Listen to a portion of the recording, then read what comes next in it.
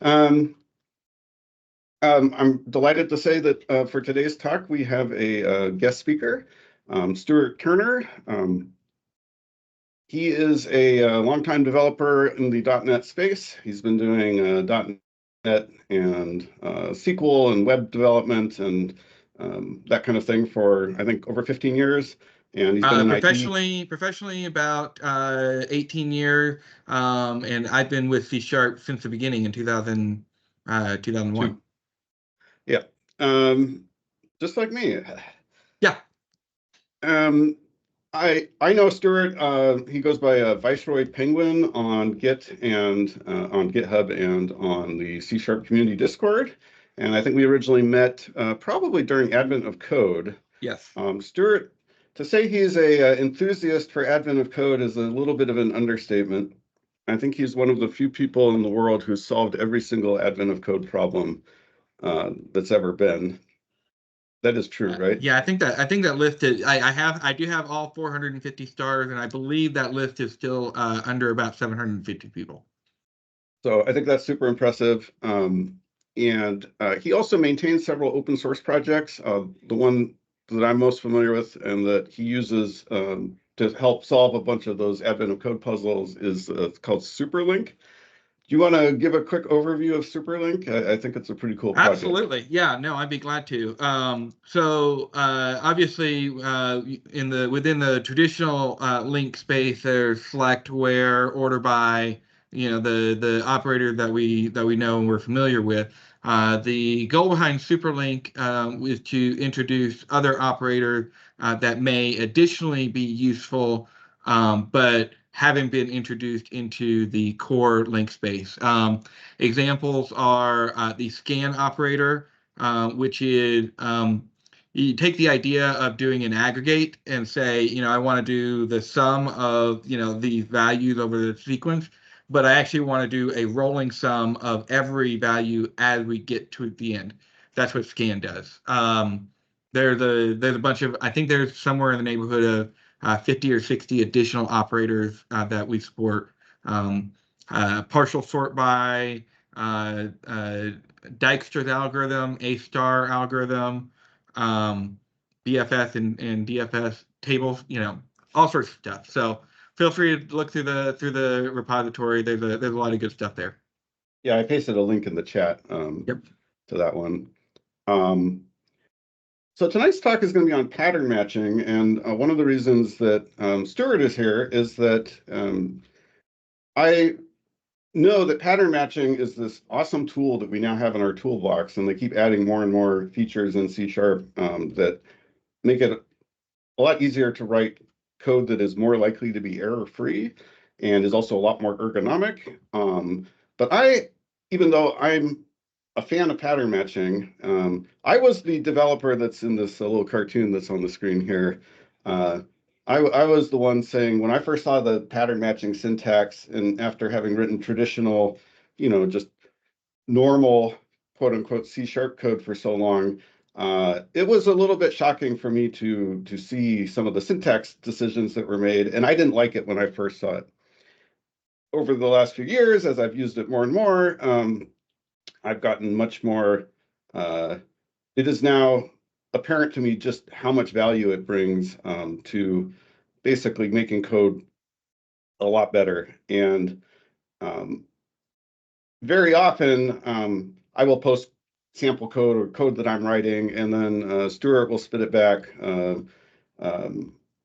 with a pattern matching implementation. And I'm like, I always forget that I could do it that way. And when I mentioned that I was thinking about doing this talk, he offered, since pattern matching is something that he has a lot of knowledge about, if maybe he could help me come up with an agenda for the talk and some course material, that kind of thing. And then I said, well, how would you like to give the talk? And he was happy to. He likes to teach, and so that's why we're here. And with that, I'm going to let him tell us about pattern matching. Absolutely. I'll agree with Mike. When pattern matching first came out, I was a bit of a snob myself. Why are we using this? And then certainly within the last couple of years, as a lot of really cool features have gotten introduced, my interest in it has expanded, and I've been able to really capture a lot of really cool techniques within it. So we'll get started. Say that pattern matching was first discussed back in 2015, so 9 years ago now. It was back in those days, C#6 had come out, and they were starting their discussion for what would come out in C#7. This was before the days of an annual release. This was kind of their oh, hey, we're going to plan for a big release in the future. And then thankfully, they actually started to piecemeal it out. And they did a little bit of pattern matching in C#7, and then every major update since. So C#8, 9, 10, 11, and even 12 have had advancements in how to do pattern matching in ways that we can improve our code with pattern matching. Looking through the original documentation, looking through how I use it, looking through how it's discussed in the community, there's really three primary objectives for pattern matching. One is to evaluate a complex object and identify whether it matches a particular shape. And we'll go into what a shape is and what it looks like. But the idea is that we're going to define, hey, we want to know if an object, a variable, a property, whatever, looks like this. And if it is, give us a true or false. The second thing we want to do is we want to be able to extract data from an object. So, whether we have an object that's got one property or we've got 3 properties and each of those has 20 properties underneath it, and we want to be able to get down 3 layers deep and extract a value from that object, pattern matching allows us to do that in a much more simplified way. And then the third reason that pattern matching exists is to be able to use switch statements in a much more user-friendly way. And by user, I mean developer-friendly way. So switch if you have ever used a switch expression instead of a switch statement, they came out around the same time, and they're built on the same technology. And the idea is that we may have an object that could be one of several different things. Just in the old days of a string that could be a switch, you could switch through different values of a string, or an integer or an enum, and switch between different. Now we can even switch through multiple shapes and say, give me the first one of these that matches the right shape. And so we'll get into that, but those are the kind of 3 high-level goals of pattern matching. And it's helpful to kind of keep those in mind as we look through what pattern matching can do. So we're going to kind of go through 3 different areas that connect. The biggest value of pattern matching is that it is almost a Lego building blocks tool. It's very little of it is, oh, you can do this in one place. It is, oh, hey, here's a type of thing you can do, and here's a place you can use it, and then combine it with this other thing that you need to do, and then combine it with this. And so you build these building blocks in order to define the shape, in order to define what we're looking for. So these types of checks are, what are we going to check an individual value for? Are we going to check it for null? Are we going to check it for being a particular type? Are we going to check it for having a constant value?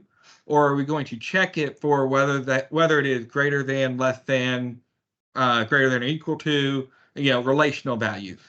And then once we do that, we can combine, we can use conjunctions of these checks on a single value using not, and, or.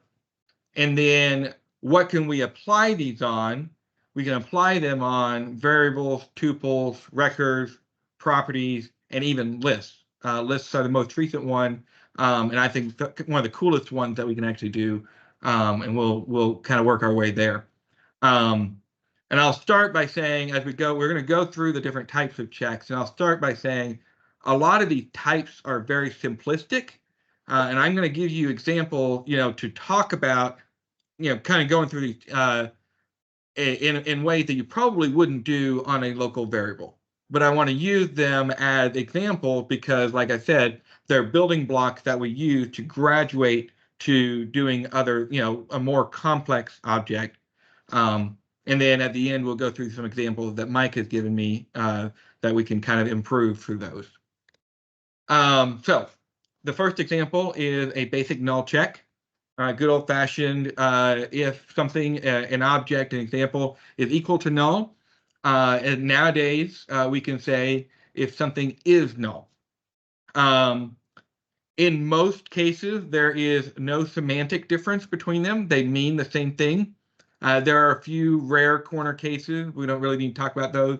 But the is kind of the starting point for how a pattern match even starts in most cases. So we'll start with the simplest case of is something null. We also can do the same thing. It's not just related to objects. You can also do it on structures. A nullable int, for example, you can check whether or not it has value, and then you can go extract the value out of it. Or we can say, is the value not null, and grab the value and work with that value. One of the things I want to note here is that this is a nullable integer here. But when we look down here at the variable v that we have, it is an integer. We have gotten rid of the nullable component. This is really useful with with anything that's nullable, whether it's a nullable reference type or a nullable structure. We can extract and remove the nullable component by a simple null check. So Stuart, you didn't talk about the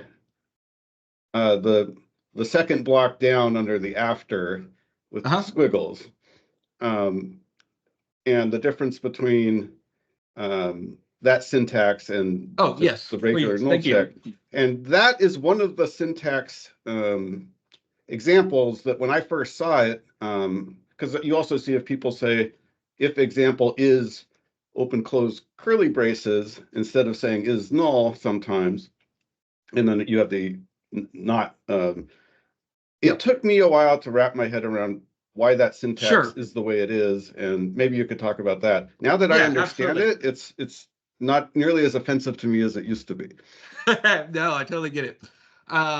So null is, as you said, null is null. We know what null is.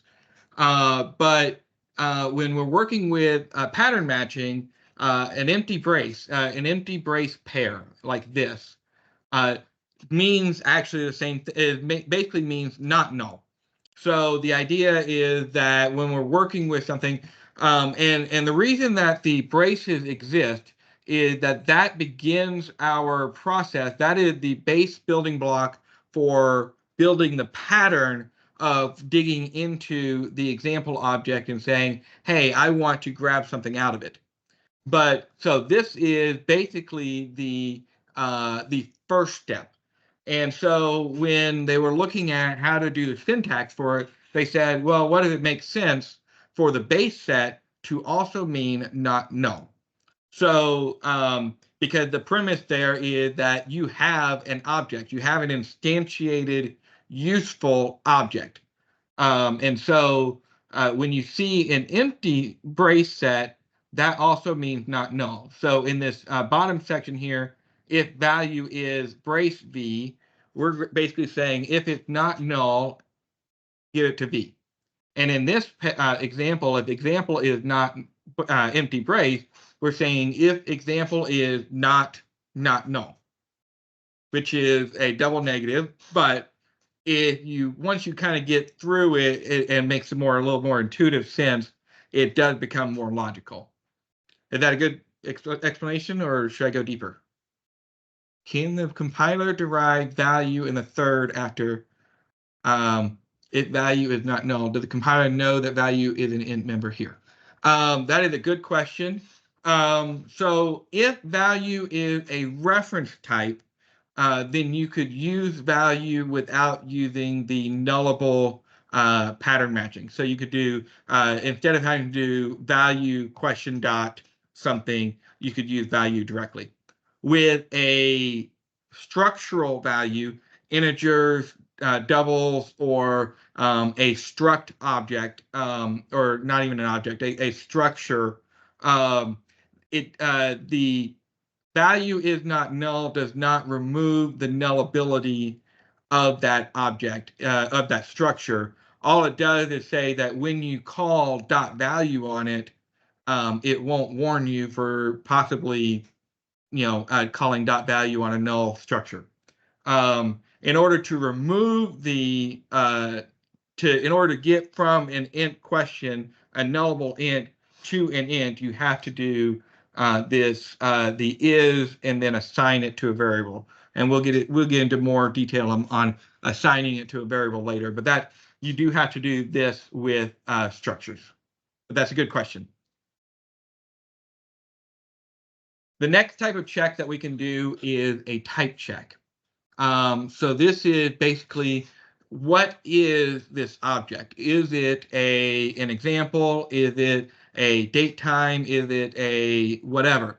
The is keyword has existed since, I don't remember, Mike, C#2, C#3, something like that, fairly early on. But it's always been somewhat of a useless keyword, because a lot of people just do if example, var x equal example as example, and then check whether or not that's null. Because the as kind of assigns it to null if it's not. So now what they've done is they said, you know what, that is keyword is actually really useful. Let's reuse that to make it valuable. So before, what we would do, we would say if example is example, then we'll go ahead and now we're going to have to cast it again, and then we can extract the value and do something with it. Now what we can do, we can say, hey, if it's an example, by the way, go ahead and create a variable, and we know what that variable type is, and we're going to assign an already casted value to that variable. And so now inside the if block, we have a variable that is of example. And that's true regardless of what the original variable was. So whether this is an object or a base class or whatever, the is example ex will create a new variable and it will do the type check, and then if it's true, assign the variable as well. And we see the same thing down here again, almost a repeat of what I just showed previously, where we have a nullable int, and we're checking whether or not it has value. We're going to, call dot value on it.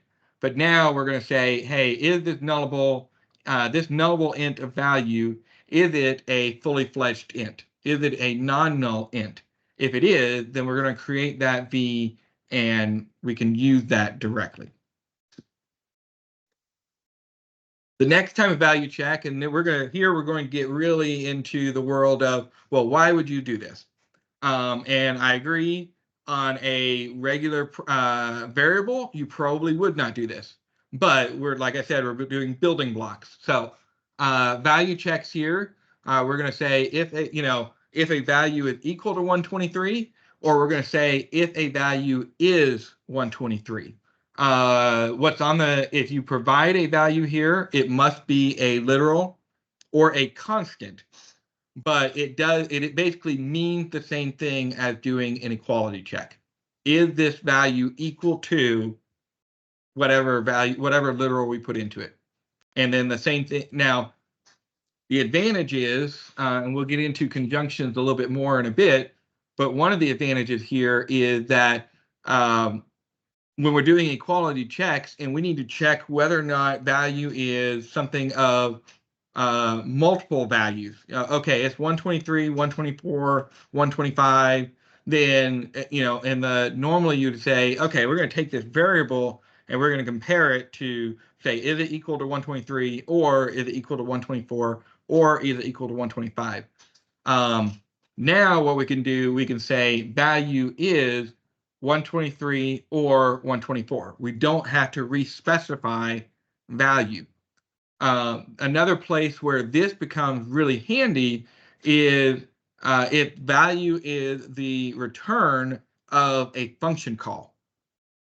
normally, if you're doing your equality checks, if value is the return, is the result of the return of a function call, then you would want to store that function call into a variable and then check the variable for these values.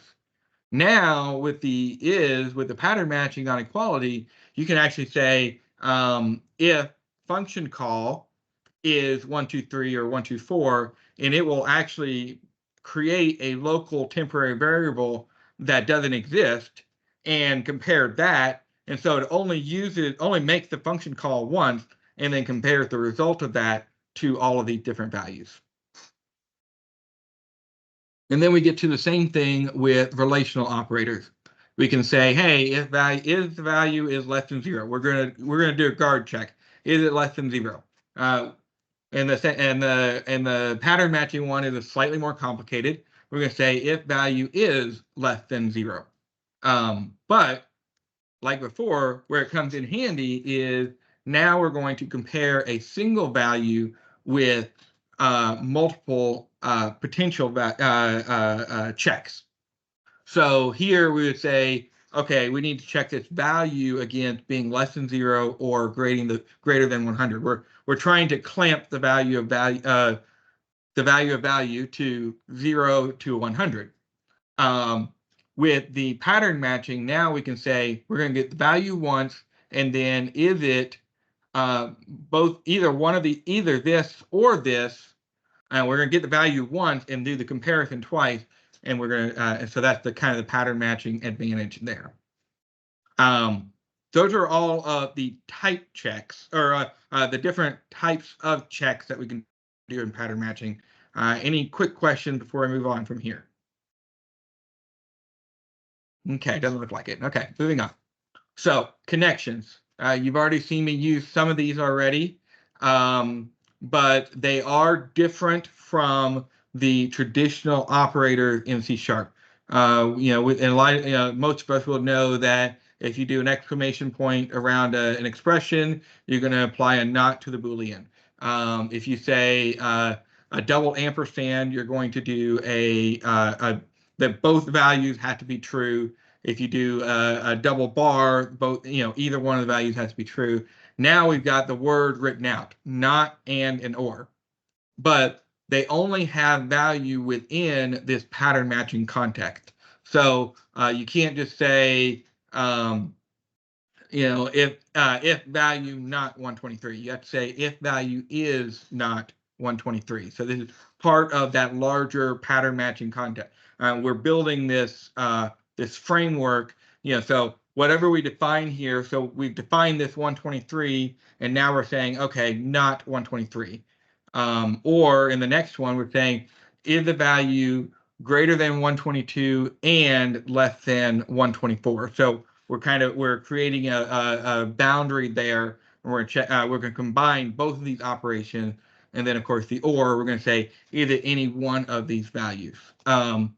The nice thing is that the not, the and the or can be applied at any level throughout this shape that we're going to define. So you can do it at the top level here, or when we get down into, you might be 3 layers deep, and you might say, okay, this, property is 122 or 123 or 124. The other thing I did not note here, and I probably should have, is that they are also composable with parentheses. So you could say if value is 123 and 124, or value 125 or 126. So you can actually compose those using parentheses. You can actually compose multiple sets of value and combine the ors and ands that way. And then now we get to the third part of the puzzle, the third part of the building piece that we're going to use. What are we going to pattern match? So we know that we can match. We know that we can check the value of something, what it's going to be. We know that we can combine different checks together, but what are the different things that we can check? So all of the examples that I've given so far have been on local variables. So we create a local variable of object example and say, is it a new example? And then we say, hey, if this example is not null, it's a local variable. We can also create tuples and evaluate the each element of the tuple against a particular pattern. So in this case, I created a tuple that had a string and an integer. And in the old days, you would say, I want to check item 1 that it has a string that matches test, and item 2, it has an integer of 123. And in the new world, I can simplify both of those checks into a simple, is this tuple the same shape as this tuple over here of test, comma, 123? So now we're comparing two different, and that becomes really handy when we get into certain types of switch statements. We can actually create a tuple on the fly and use a switch statement on that tuple and evaluate sub patterns within that. And I'll go over some of that in a little bit. We can do the same thing with records, with positional records. So positional records are a record where you define the parameters of the properties of the record in the constructor. And it actually looks exactly like the tuple does. All we're doing is saying, does this look like the tuple test 1, 2, 3? Properties. This is where we start to get into our deeper building blocks of really kind of fancy stuff. We have a record of example, and it has two properties. It has a name property and a value property. And we want to see that the name property is test, and we want to see that the value property is 123. In the old days, we would have to do those checks separately. So you notice we're getting the example, we're repeating the name example multiple times. We're kind of going through that motions, and you can, and I'm sure you can imagine, you have 5 properties, 10 properties. You have to repeat that example over and over and over again. Now, with the pattern matching, you can say, is this of a particular type, and does it have these properties? And you just kind of list the properties almost like you would in an object initializer. And that's actually where some of the syntax comes from. Is the goal is actually to repeat the object initializer syntax so that this looks familiar as, hey, are we matching an existing shape that looks like this? And then the last thing that we're going to do is lists. And lists are where we've really kind of gotten into a really fascinating area. So before, if we wanted to see that we had a list that had a specific shape, that say it is a length 3, it had a value of 123 in the first, 456 in the second, and 789 in the third, we have to compare each of those elements individually. Now we can use brackets, and we can say, hey, we're going to compare this list looks like this list. And this list is bracket 123, 456, 789. And it will actually do both a length check and a value check on each element within that list. And that is, okay, so that's all of the pattern matching targets. Before I move on, are there any questions, any comments? Mike, do you have anything to add to that? List patterns are so cool. Yes. Can we check, say, only the first 2 elements in the list? Yes, that's actually a good question. Let me pull up an example here. I've got all of the other examples that we're going to go through in just a minute, but I'll do this real quick.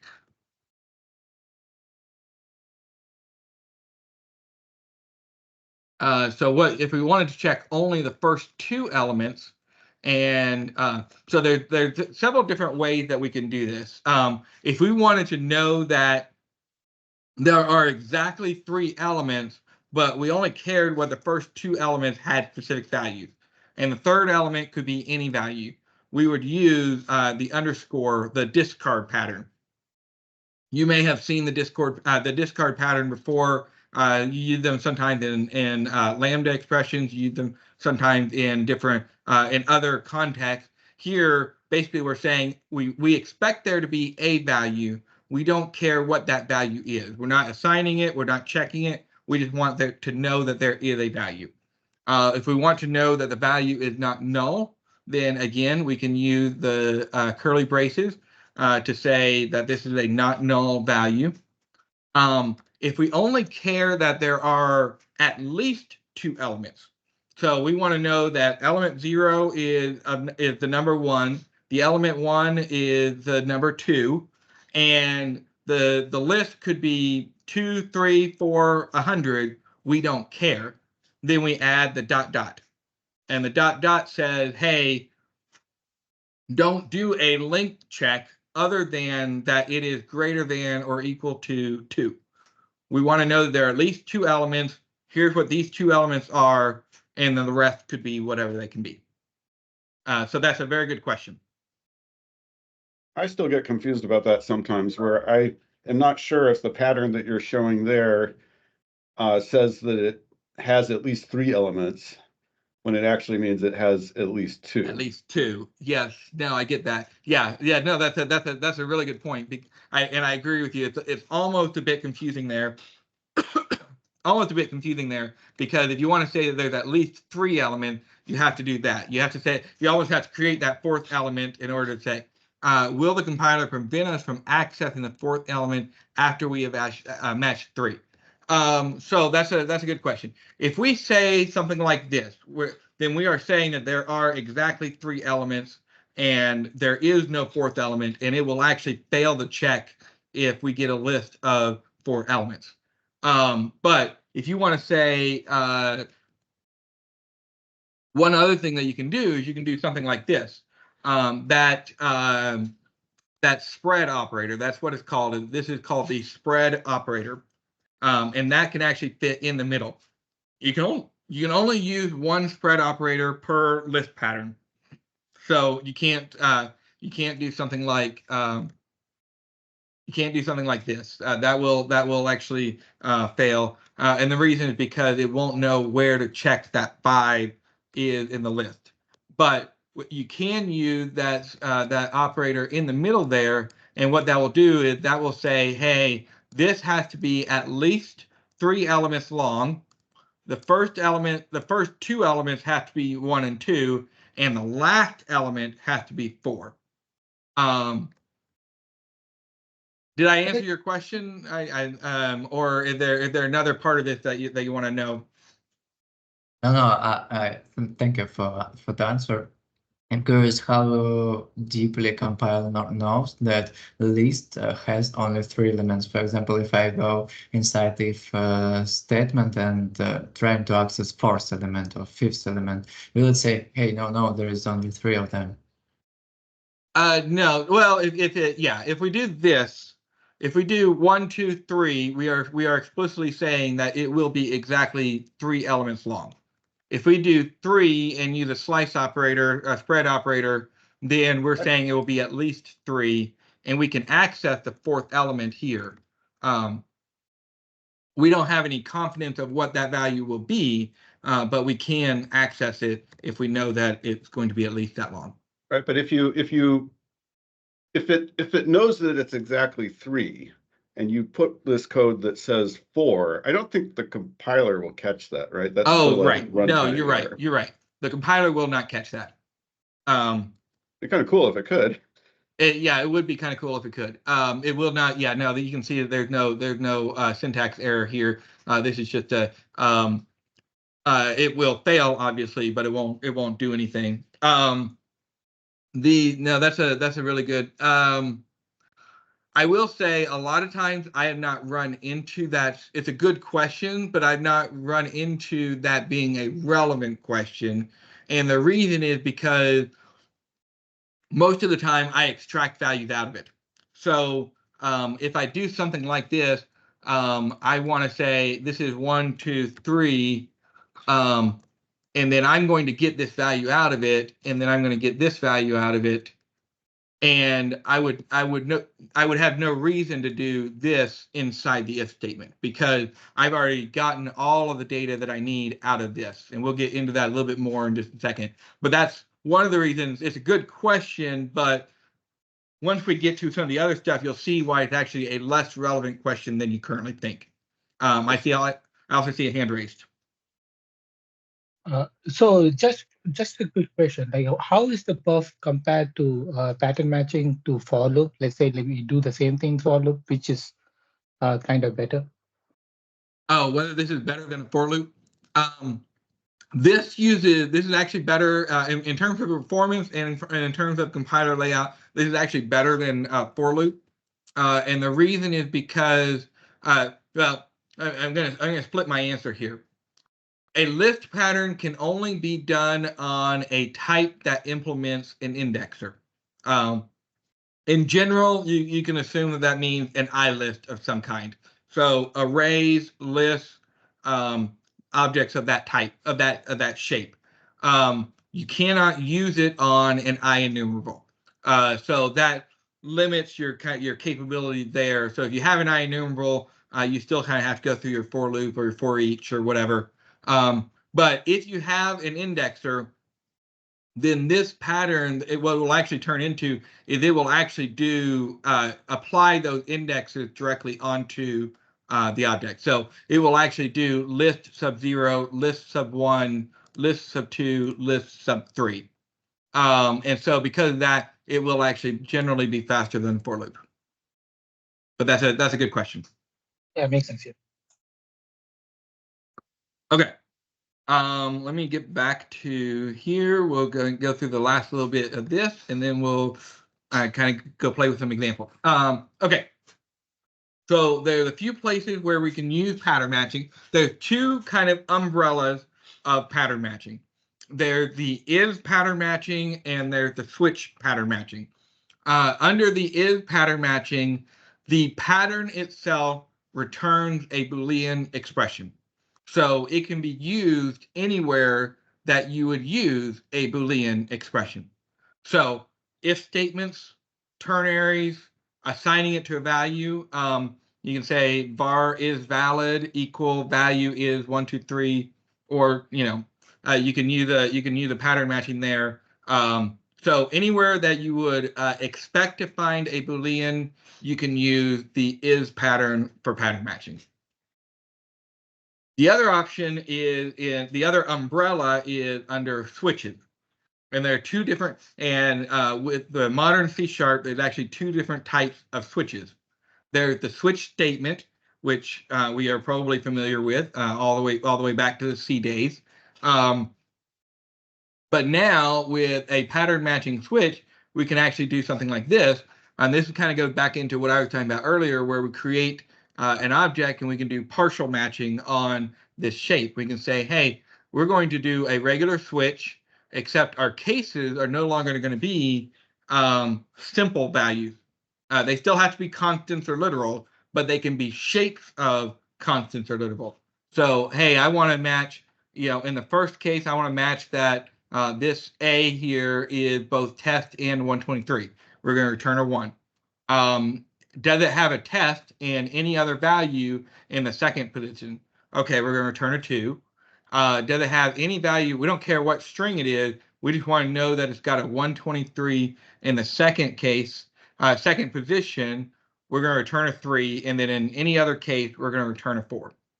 And I will say that when you use this type of switch, either one of these switches, when you use pattern matching with switches, it does treat it like a series of if statements. It will use the first case, in text order, it will use the first case that matches the object.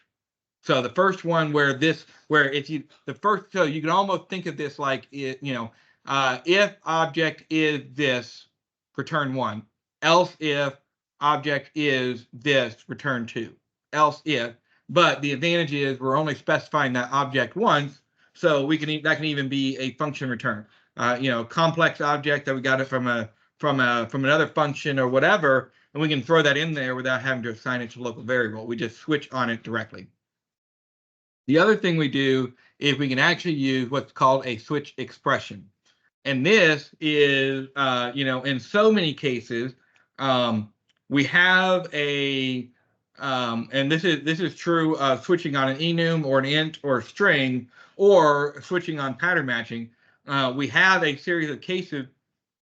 We don't really have a lot to do with it. We just want to find a value that's related to whatever our cases are. So in this case, we can do a switch expression. And with the switch expression, we are just going to, it kind of switches the order here. So instead of switch object, we're going to do object switch. And then we're going to do braces.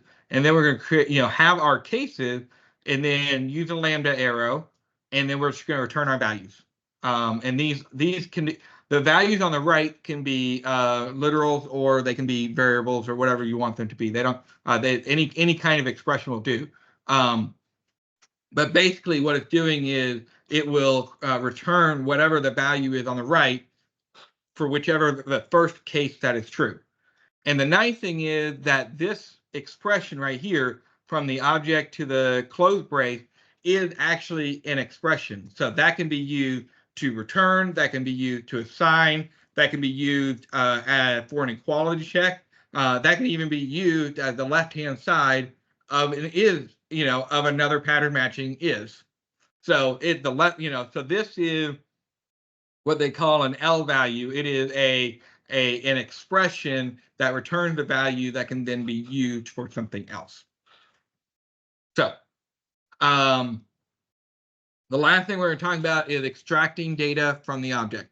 And this is kind of where we're, kind of gone over a little bit of this before, but this is where, hey, we have an object. Not only do we want to know what its shape looks like, but we want to get the values out of that shape. We want to extract useful data out of this object, this complex object. Before you have to say, okay, our object example, we got to check, okay, is it an example? Yes, it's an example. We're going to cast it. We're going to get our values out. And then we can go do something with it. Now we can say, if this is an example, great. And the name is not null, great. And the value is an int, great. By the way, also create two variables, name and value. The name variable is going to be the not null version of whatever type name is. In this case, it was a string, but that doesn't necessarily matter. And then we're going to create a value variable of type int. And then now inside this if statement, both of those are assigned legal variables that can be used to do whatever we need to do. I guess one thing, your code on the left doesn't do the null check for name. It does not. And so that would potentially be a semantic they're not difference. quite equivalent. Yeah, there's a slight semantic difference. But that's actually, you're right. And that actually also encourages us to write better code, because now we're doing a null check, where before we forgot to do null checks. Exactly. So now we're going to start moving into some examples. And these are examples that Mike has graciously shared with me from code that he has either written or seen. And so we're going to kind of walk through kind of what are some potential ways that we can improve this code. Yeah, these are examples of code that I found in our code base that I sort of generified so that they weren't anything specific to A little anonymization. Yes. But these are real world examples that you Exactly. can find in code that we all work on right now. So in this first case, we're doing an input user ID value, and then if that's not null, then we're still going to go back into input user ID value, and then otherwise we're going to return unknown. And I just used unknown here, Mike, because I didn't want to create that other function that you had there. So there are two ways that we can simplify this. The first is to not even use pattern matching at all. One of the things I want you to notice here is that we have a green squiggly here. And this green squiggly here means that we are converting a null literal or possible null to a not null type. What does that mean? Well, that means that this expression right here, this input user ID value, even though we know logically that that value is not null, from the way that it's been written with the question dollars here, we don't, yeah, the compiler does not know that this expression is not null. So one thing we can do, we can say input user ID value, and we're going to use the coalesce operator. This is probably the easiest form and what I would most likely do in this situation. And the advantage here is that now we don't get a squiggly. And why do we not get a squiggly? Because if this value is null, then the coalesce operator says, okay, we're going to return this value instead. So now the compiler knows definitively that one way or another, this entire expression will return a not null value.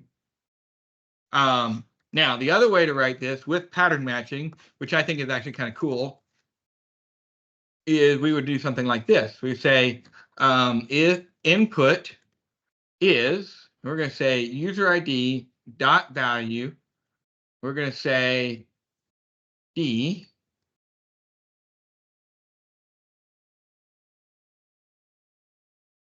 So now let's parse this out. What are we doing here? We're going to check, we're going to do some pattern matching. We're going to check whether input is of a particular shape. The outer braces mean that the input itself is not null. User ID, we're going to check the user ID property. We're going to add a dot here. We're going to say dot value. Now that creates an implicit not null check on the user ID. So now we're saying if the input is not null and the user ID is not null. Okay, what inside the user ID? The value. Okay, so now we're going to say with this curly brace here, we're going to say that the input, the user ID, and the value, all three are not null. We're going to assign that value, the not null value, to the string D. And then if this whole expression is true, so all three of those were not null and we were able to assign the variable, we're going to return that variable from this ternary. Otherwise, we're going to return unknown.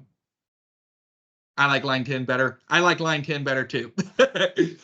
But I wanted to show both versions of it. The line 10 is a great way to do the coalesce operator. But this is a great way to kind of get into, can we use something like string ID equal input.user.value colon? No, that is not possible.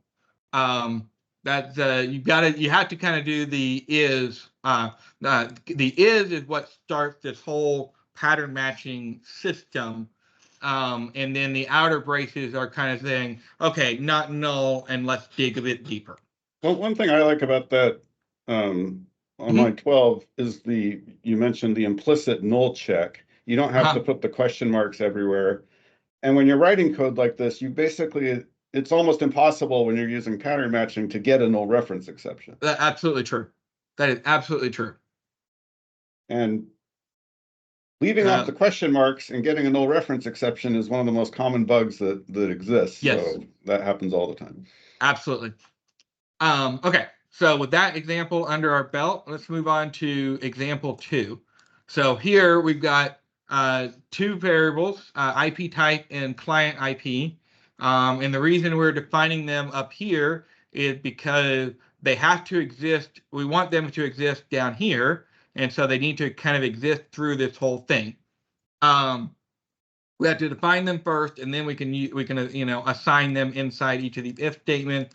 And then we have an invalid case that we want to do something with. And what are we doing in each side of each of these? We're looking for whether or not this is an IPv4 or an IPv6 situation. And if it's neither one, well, we have a problem. Well, here's how I would rewrite this. I'm going to say var IP type client ID IP. So I'm using var here because I'm actually creating. So what this is going to do is this is actually going to create both the IP and the client. Both of these are going to be created as new variables within this scope. And then it's doing so through basically an implicit tuple. So what I'm doing is I'm asserting up front as I write this that I'm going to create a tuple on the right side, and then that tuple is going to be deconstructed into two brand new variables. What am I going to switch them on? I am going to switch on input switch. So I'm not going into user IP or IPv4 yet. I'm going to start with the input because I want to dig into the input and get to what am I looking for. In the first case, what am I looking for? I'm looking for user IP.IPv4.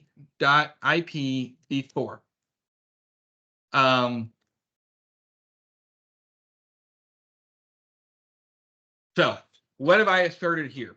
I have asserted that input is not null. I have asserted that user IP is not null by virtue of the dot.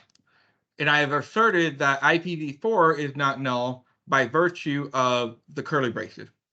Now, I have not yet asserted that it is not white space. That is one big difference here between this and this.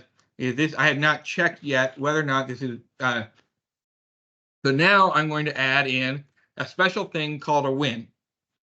And I'm going to say when v4 not string is null or white space v4. And I'm going to write this out and then I'll come back in just a second here.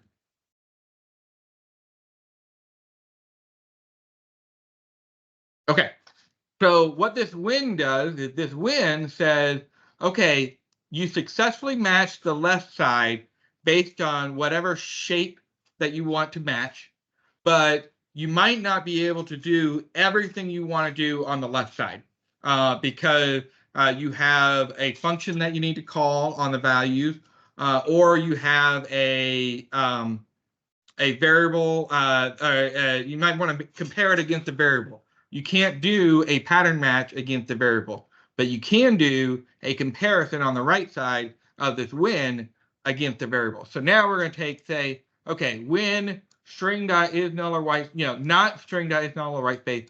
So this is now the full comparison to this. And so now we're lambda, and we say, okay, we're going to return. And what are we returning? We are returning IPv4, which is the same thing that we said we were going to return up here. And then now this variable here that we extracted out of the shape, we're going to return that as part of the tuple. And then that will actually get assigned back to, so IPv4 will go into IP type, and then v4 will go into client IP. And then I'm going to comment this out, and I'm going to repeat this again for IPv6.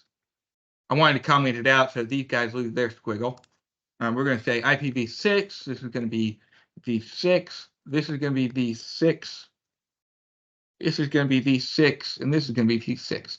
And so now the compiler says, helpfully, yeah, these two look like they're the same shape. A string in the first position, a string in the second position. We can decompose that into two brand new variables. And then now we've got a green squiggle here. You have not exhausted all of the cases. So we're going to say, we're going to add our discard, which is basically our default case. We don't know what we're going to do. And we can say, throw new invalid operation. We don't know what to do here. So we're just going to throw. And the nice thing is the compiler lets us throw inside of the switch expression. So if we come across an invalid case that, whether or not we say we successfully matched one and we don't like that for some reason, or we come across an unknown, the default case of, well, we expected one of these to match. We don't know what happened here. We can throw an invalid expression.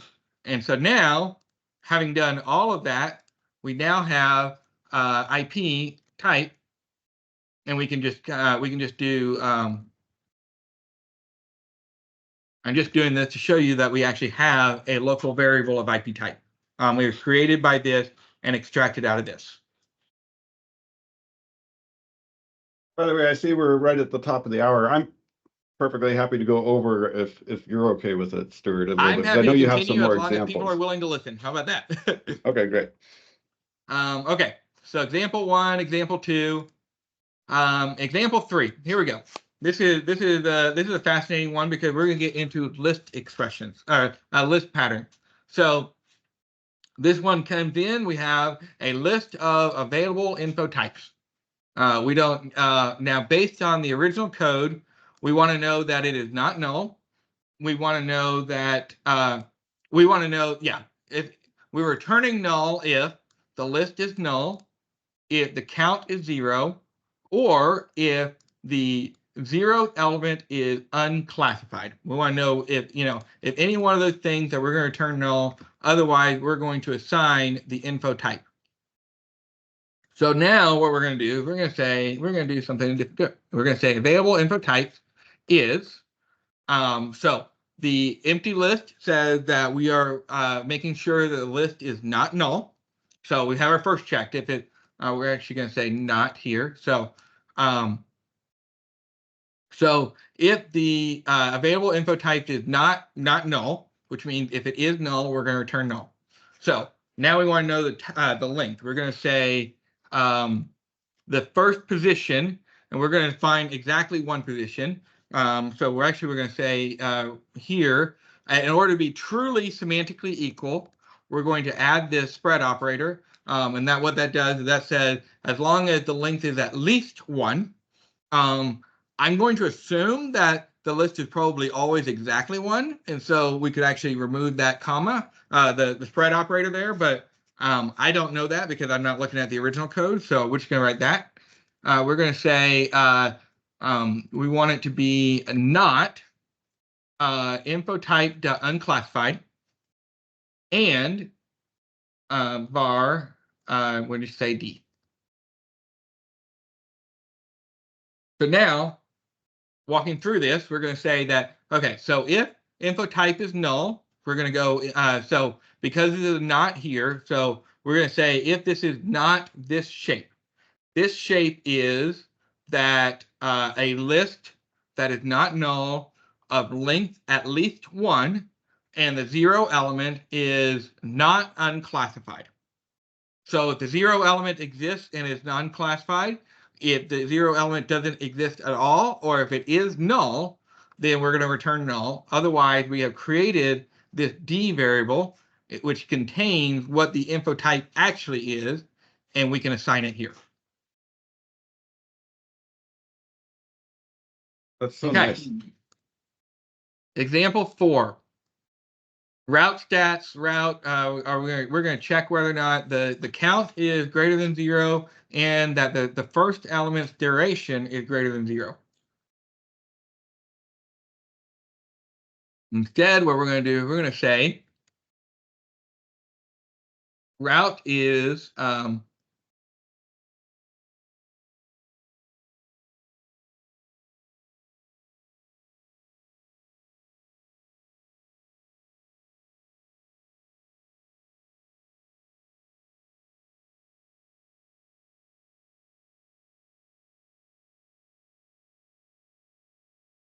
so now we have said that, and the whole thing was we wanted to return a Boolean. We want to know whether or not this looks, whether or not this list matches a particular shape. What is the shape that we want to look? We're looking at is it a list of at least length 1, where the first element has a duration property, and the duration property is greater than 0. When I talked earlier about wanting to know why would we use something is greater than 0 in a pattern matching, this is why greater than 0 is a part of the building block, is because we may want to know that some property deep inside is relational to a literal. So in this case, we're saying if the route is a list of at least length 1 where the 0 element has a duration property that is at least 0. I'm going to undo that for comparison here.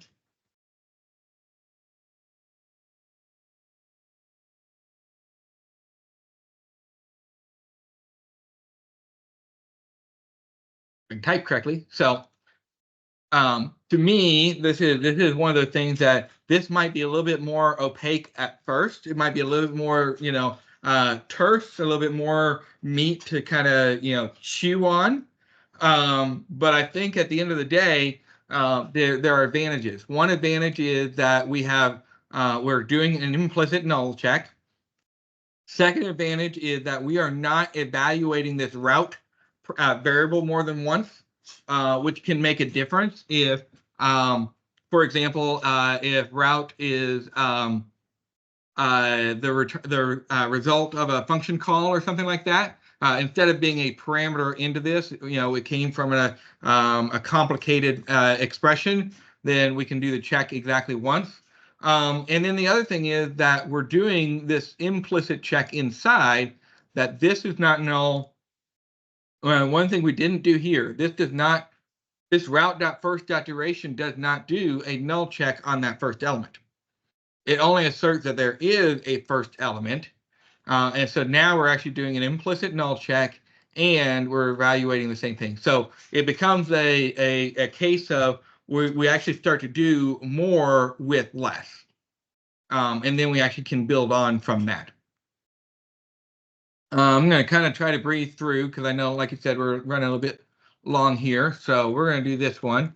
If profile is, and now I'm actually going to do a multi-line one just because this is going to be complex enough. And this is where you really start to kind of see some of the comparison with doing an object initializer, because this is actually going to look a lot like an object initializer. We're going to say data model dot items. Now we're going to say this is something that is a shape that has a count greater than 0.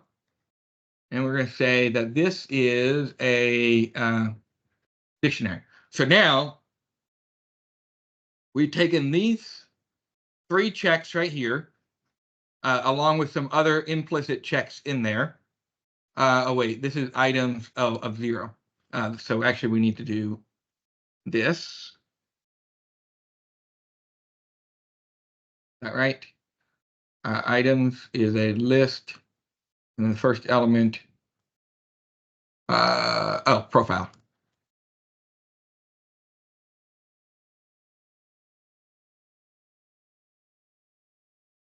I'm going to say profile, and let's see here, is a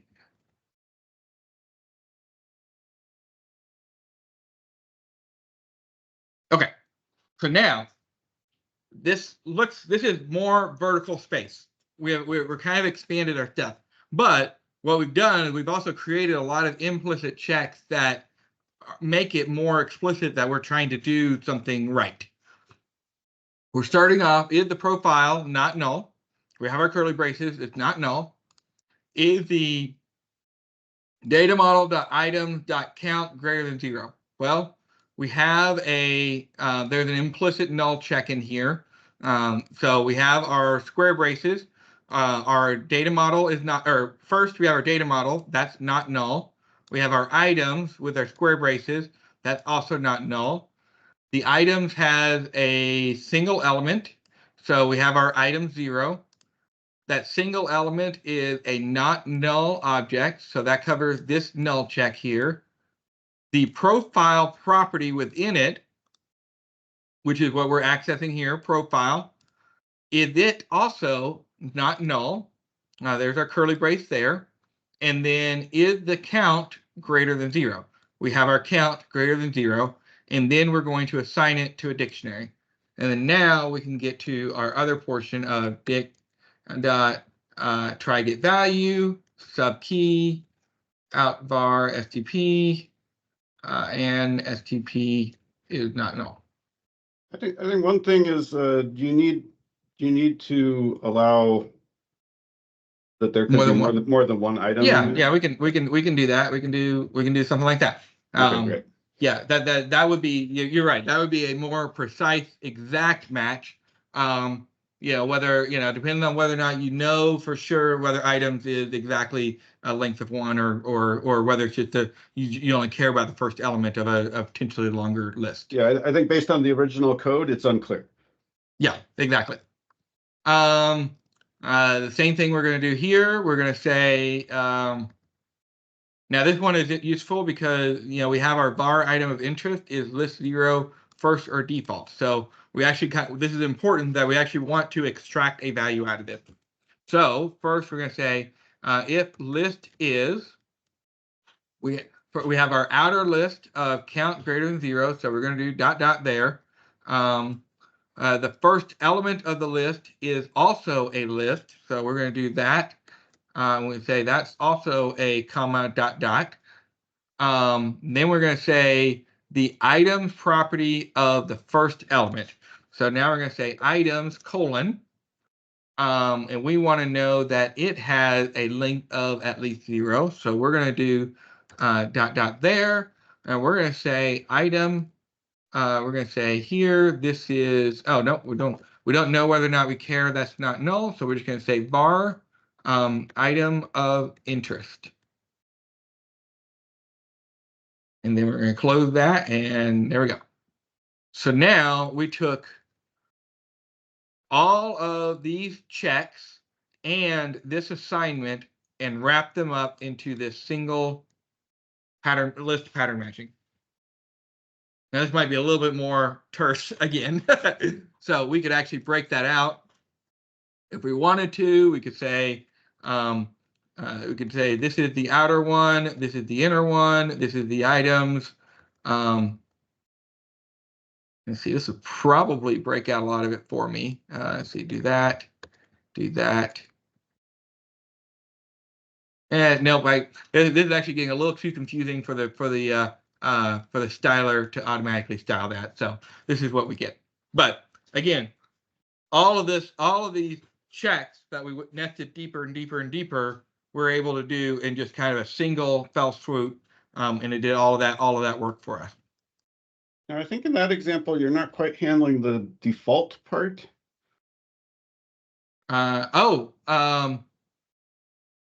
You're right. I'm covering the first. I'm assuming that there is a first. So that's a good point. So what I could do is I could say, and then I could say, so this assumes that not null. In fact, I can do that, or I can just do that, and then I can say var item of interest equal. So I could do that as well. Great. And then let's see, that's telling me I should use var. Okay, that's not that. Okay. Okay. So this is kind of here. We're going to get into kind of an example of a is this pattern matching originating from C# or borrowed from another language? That's a good question. The language that you might know that it gets borrowed from is F#, but the concept has existed Lisp, I think. I know that ML, Haskell, ML, those functional languages, but I think even Lisp had a form of pattern matching. So the concept of pattern matching has been around for decades, 2 or 3 decades, but yeah. But I really like how it's actually implemented in C#. So we're going to do this one. So again, this is a tree. So we're going to actually do this one as a, and this one actually gets copied. Mike, you copied this one from online from a Twitter feed, didn't you? Possibly, yes. So this is percentile. We're going to switch. We're going to do a switch expression because in all of these cases, we're doing a return. You notice I'm doing a lambda here. I'm not even doing a curly brace because this is we're just returning something, and I won't even write return.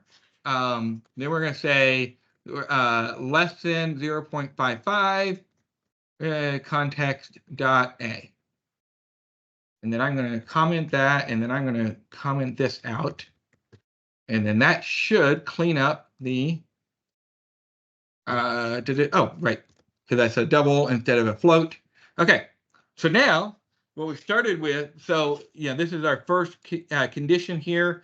if percentile is less than 0.55. Well, now we're saying, okay, if percentile is less than 0.5, we're going to turn A. And now we're going to say if it's, now, one thing here, we can actually remove this part because we know that if we pass this one, then we are implicitly greater than or equal to 0.55. So we're just going to check 6.0 and we're going to turn B, and we're going to go the same thing down all the way down. So C, D, E, and F, and we're going to delete that one, and we're just going to keep going up here. We're going to 6.5, 7.0, 7.5, and we're going to do a discard here. So everything else gets F. And so now we've taken this 149 to, let's see here, 25 line, if tree down into an 8-line switch expression. Apparently I don't have Copilot. No, I don't use Copilot yet. I haven't gotten there yet. Not my, but I do have the IntelliCode turned on. I just don't have Copilot turned on. But anyway, so the nice thing here is, like I said, because this is pattern matching, it goes through case by case. And one of the things you'll actually see in, if you actually decompile this, is that it does not, it treats it logically like doing a tree, okay, it checks this one, then this one. But for performance reasons, it actually rewrites it, and it will do turn this into a binary tree and say, okay, this, we're actually going to check the, I think it's the 6.5, maybe it's the 7.0, and then it will break out the other checks inside so that there's only ever 3 checks to get a value rather than 7 checks to get to the value. So that's another advantage of doing it this way instead of the else if. And then the last case that I want to go through, this is an example from my code that I've anonymized a little bit. So I have an object. In this case, I'm just passing it in as object. In my case, it was actually a base class, and I needed to extract a value from 2 or 3 of its potential subclasses and a specific property on each of them. Now, in this case, I'm going to go to the very end, and I'll show you that I have defined these. A is defined, A, B, and C are all independent objects. There's no inheritance relationship here.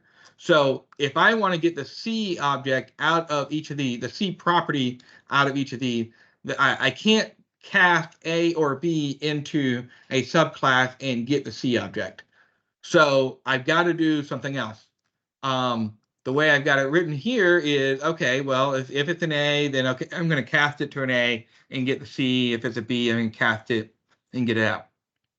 Now what I can do with kind of combining all of the magic tools that we have, I can say, is this object switch?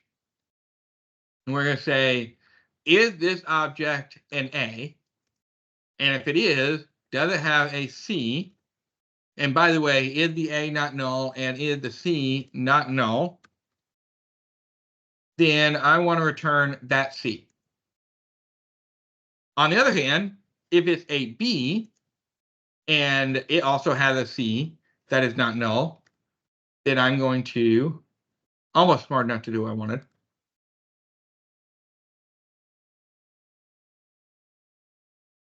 So now I've taken, so now I've been able to break out these 2 objects that have similar shapes but are not subclass of each other, and extract a common sub-element of each of them and be able to return that quickly. And then, of course, if it doesn't match, then I've got to do something else anyway. So that's my last example. And we're 20 minutes past, so I'm still open for any more questions if anybody has any, but I know that we're running late, so I'll leave it there. I hope everyone, thanks, Stuart, for doing this awesome presentation. I thought it was fantastic, and I'm looking forward to other people on the team seeing it with the recording. Absolutely. Thanks for inviting me. I hope you guys have a good evening or a good day wherever you guys are.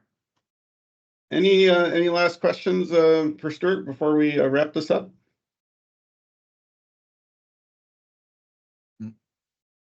Well, then I think we can Okay. call it. And thanks again. It was awesome. Absolutely. Have a good one, guys. All right, you too. Thank you. Bye. Yeah, I'm stopping recording.